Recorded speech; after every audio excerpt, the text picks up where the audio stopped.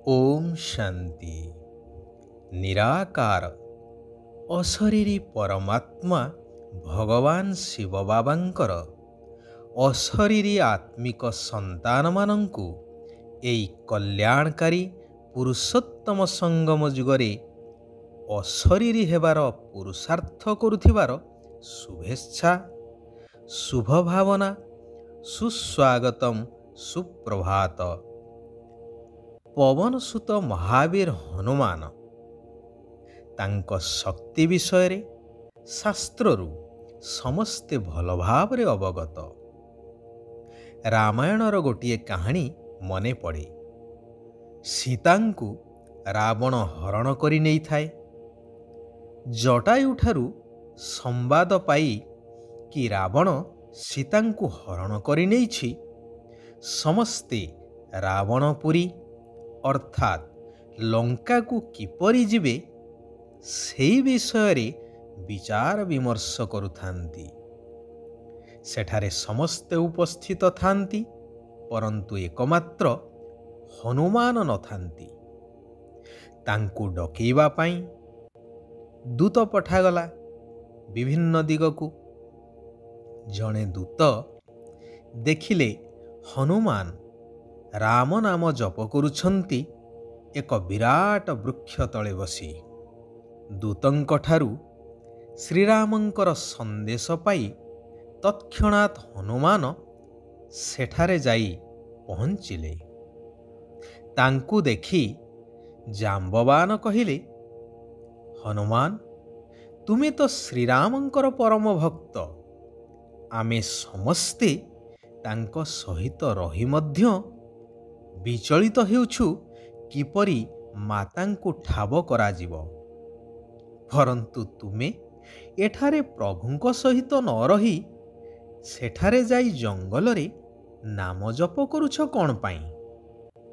हनुमान कहिले, प्रभुंकु मु स्मरण करिबा द्वारा प्रभु मो पाखरे हाजिर हेई जानती। सर्वदा एई अनुभव मु करे। एबे तो प्रभुंक सहित आपण माने समस्ते अछंती, गहली लागी रहिछि। तेणु मु एकांतरे प्रभुंकु स्मरण करी आनंद अनुभव करि चालिछि। प्रभु कहिछंती, सुमरी सुमरी सुख पाओ। एहा द्वारा मध्य मोर शारीरिक मानसिक स्थिति रे उन्नति होई चालिछि। प्रभुंक ठारू सर्वशक्ति मोते प्राप्त हेउछि। एहा एक निच्छक एवं वास्तव कथा अटे। वर्तमान स्वयं निराकार परमात्मा राम कहुछंती, मधुर संतानगण शिव बाबांकु स्मरण करिबार अभ्यास कर, तेबे देही अभिमानी होई जीव, अर्थात देह ठारू अलगा आत्मिक स्थिति होई जीव। खुशी खुशी बा निशा स्थायी भावरे रही पारिबो। वर्तमानर एही आसुरी राज्य रे चालीचलनी रे मध्य सुधार आसी पारिबो। तेबे एही ज्ञान रूपक अमृत पान करंती, सेपटे आसुरी चालीचलन द्वारा अपसेवा करंती, परस्पर मध्यरे मायावी कथावार्ता करंती, जणे अन्य जनंकु दुख कराउछंती, सेमाने हेउछंती वास्तवरे विश्वासघातक। बाबा कहुछंती, पिला माने तुमे माने मो पाखकु आसीछ असुररु देवता हेबा पाई। तेणु सर्वदा निज भितरे ज्ञानर चर्चा कर, दैवी गुण धारण कर। निज भितरे थिबा अवगुण को बाहर कर दियो। बुद्धि को स्वच्छ निर्मल कर, तेबे भविष्य भाग्य उज्ज्वल होइजिव।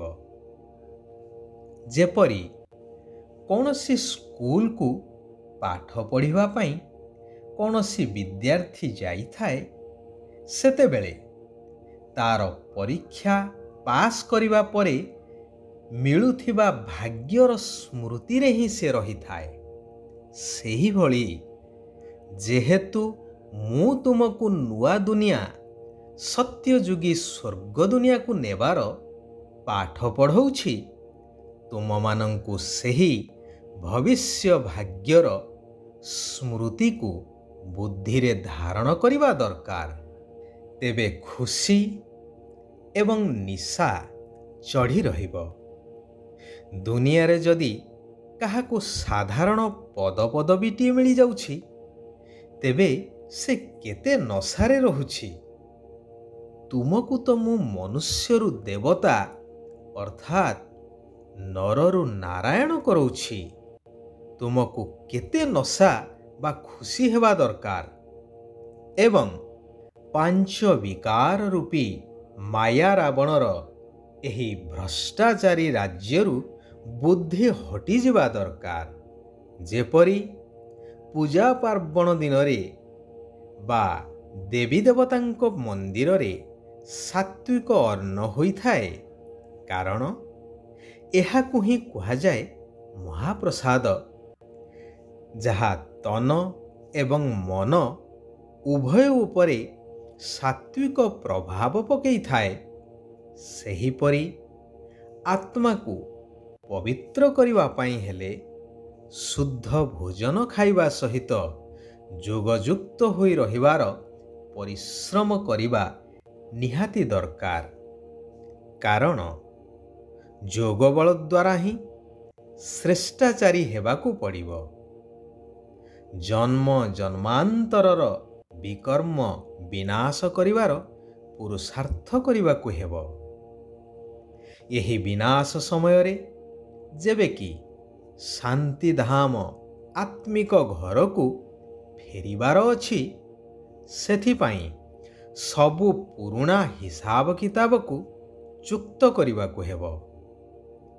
ଧ୍ୟାନ ରଖିବା ଦରକାର କି ପରସ୍ପର ଭିତରେ ଜ୍ଞାନ ଚର୍ଚ୍ଚା ଛଡ଼ା ଯେପରି ଅନ୍ୟ କୌଣସି ଚର୍ଚ୍ଚା ନ ହୁଏ।